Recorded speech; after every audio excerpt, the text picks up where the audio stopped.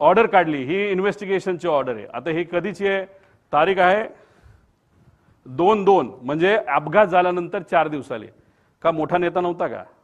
त्याच दिवशी काढायला काय झालं होतं का दुसऱ्या दिवशी? जसे इन्व्हेस्टिगेशन करण्यासाठी काय फॉरेन्सिकचे लोक संध्याकाळी पोहोचली निवांत, कुठे जेवायला गेले असतील, कुठे फिरायला गेले असतील, आणि एवढा मोठा नेता जाऊन सुद्धा अख्खं जग तिथं आलं होतं, आणि हे इन्व्हेस्टिगेशन आणि फॉरेन्सिकचे लोक संध्याकाळी 8ला का 7ला का कधीतरी तिथं पोहोचले असं आम्हाला कळालं. ते ह्याच्यामध्ये तुम्ही 4 दिवसानंतर एजन्सी काढता, ह्याच्यामध्ये हे सगळी लोक डीजीसीएची आहे. मग डीजीसीए कसं चुकलं हे आम्ही सांगत असताना तुम्ही जर डीजीसीएच्याच लोकांना त्याच्यामध्ये घेतलं असेल तर मग ह्याला आम्ही काय म्हणणार? आणि त्याच्यात हे अपूर्वा म्हणून ज्या आहेत, अपूर्वा अग्रवाल, ह्या जेट एअरवेजमध्ये काम करत होत्या.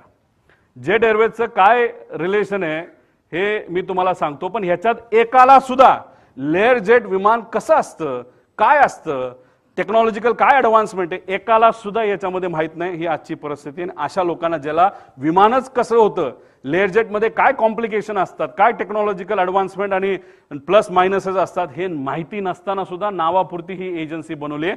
अपूर्वाचं नाव कुणी दिलं हे पुढे जाऊन मी तुम्हाला सांगतो. पुढे आता जो साऊथवेस्ट एअरलाईनचा जो अपघात झाला अमेरिकेमध्ये 17 एप्रिल 2018ला झाला, आणि प्राथमिक अहवाल कधी आला? 2 दिवसात आला. आज 20वा का 22वा दिवस आहे. काल काहीतरी द्यायचं म्हणून काहीतरी फालतू त्यांनी दिले, त्यात सुद्धा मॉडेल त्यांनी चुकवलेलं आहे. मग हे जे काय आहे हे काय म्हणायचं की दादांचं एवढं महत्व नाही का? मग सत्तेचा वापर करून जे कोणी त्यांच्याबरोबर होते, पूर्वी खूप काम केलेलं आहे, या लोकांनी सत्तेचा आणि ताकदीचा वापर करून करा ना इन्व्हेस्टिगेशन पटपट. प्रिलिमिनरी रिपोर्ट यायला एवढा वेळ काय लागतो? आमच्यासारखा बिना बॅकग्राऊंडचा, बिना सत्तेचा माणूस जर एवढी माहिती काढू शकतो, आणि तुम्ही 22 दिवस लावताय की बाबा ह्या एजन्सीला काम द्या, त्या एजन्सीला काम द्या, काय कारण आहे? काय कारण आहे हे इन्व्हेस्टिगेशन पुढे जात नाही का? कारण कागदपत्र बनवले जातात. VSR कंपनी ही अडचणीत येऊ नये, नाहीतर त्या अपघाताच्या मागे जे लोक, नाहीतर जे डोकं होतं त्या डोक्याला वाचवण्याचं काम हे इन्व्हेस्टिगेशन एजन्सी करते का, असा प्रश्न लोकांना आता पडायला लागलेला आहे. म्हणजे 2 दिवसात तो रिपोर्ट यायला पाहिजे, अजून आलेला नाही. पुढे CIDचा रिपोर्ट, आणि ह्याच्यात मागे जावा, मागे 15 तारखेपर्यंत रिपोर्ट द्या असं सांगितलंय बघा कुठेतरी. कुठे? हा, कुठेतरी लिहिलंय. हा, मध्ये. हा, हे बघा 15 फेब्रुवारी. आज किती तारीख आहे? 18. काय दिलं काल?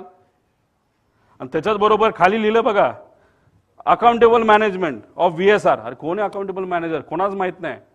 मग नुसतं दाखवायचं म्हणून दाखवलं. मग अकाउंटेबल मॅनेजरला तुम्ही घेतलं का ताब्यात? नाही घेतलं. मेंटेनन्स मॅनेजरला घेतलं? नाही घेतलं. पुढे घ्या. आता हे सगळ्यात महत्वाचं आहे, हे नोट करा. आम्ही बघत होतो की VSR कंपनीवर कारवाई का होत नाही. VSR कंपनीवर कारवाई